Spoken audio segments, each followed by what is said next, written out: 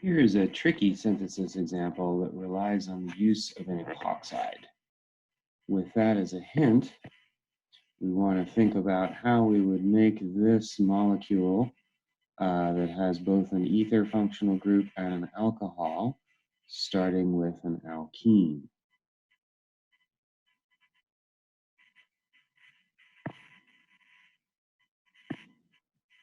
Now, with the hint to use an epoxide, we might think, well, let's try that as the very first thing to do. So if we add peroxy acid to our starting material, we'll get this epoxide.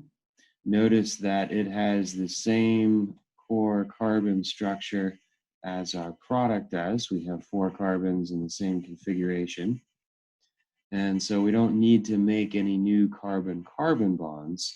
What we do need to do is to add something such that we get an OCH3 group and an OH. Now we know when we react an epoxide, we're going to produce an alcohol. We'll notice that the alcohol is on the more substituted carbon. And this means that our incoming nucleophile must have gone to the less substituted carbon.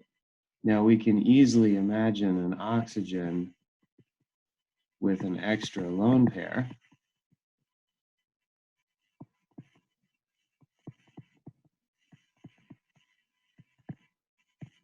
And since it went to the less substituted carbon, that must mean we're reacting in base.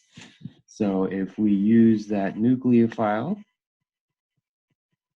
OCH3 minus, we'll want to pair it off with something positive like a sodium.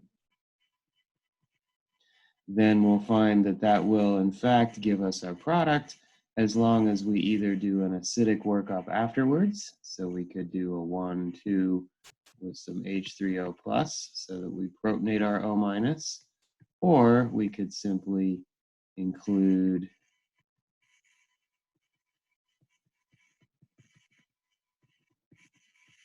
a protic solvent like methyl alcohol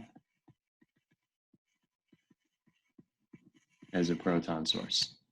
And to be honest, if you don't include the solvent, it's not the end of the world. You would certainly get most credit, if not full credit.